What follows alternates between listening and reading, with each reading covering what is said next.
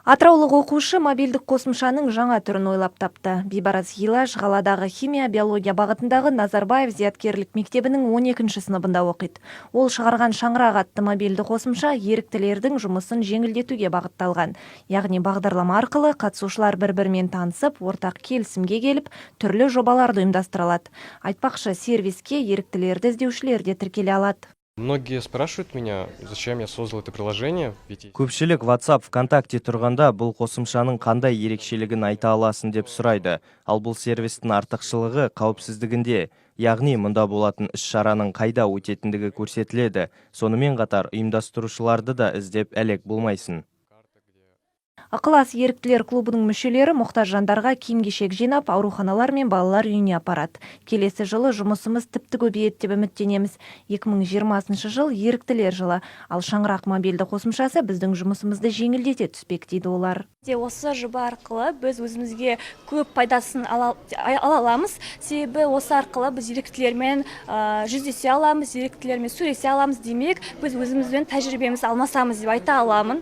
Осы жылда мен көп зат күтемін. Себебі біз енді өзіміздің жаңа идеяларымызды жүзеге асыра аламыз. Қазір Бибараз Гилаш өз ойлап тапқан қосымшасын патенттеу үшін жұмыстануда. Алдағы уақытта сервис Play Market пен App Store'да қолжетімді болып, бағдарламаға еріктілердің жетістіктері мен белсенділік деңгейі туралы да мәліметтерді енгіземін дейді Бибараз.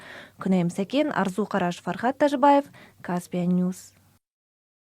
Ученик 12 класса Назарбаев интеллектуальной школы Бибараз Гилаш изобрел мобильное приложение «Шаңырақ», облегчающее деятельность волонтеров. Посредством него участники смогут общаться с единомышленниками и находить интересные мероприятия. В сервисе могут зарегистрироваться и организаторы ищущих волонтеров. Приложение «Шаңырақ» Бибараз хотел создать еще в 8 классе, но реализовать идею в жизни удалось только в этом году.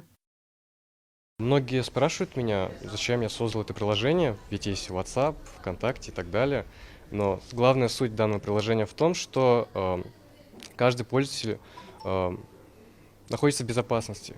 То есть он находится изображение, которое характеризует само направление мероприятия, либо карта, где оно будет проводиться и так далее. Ну и, естественно, короткое описание, как выйти на организатора и так далее.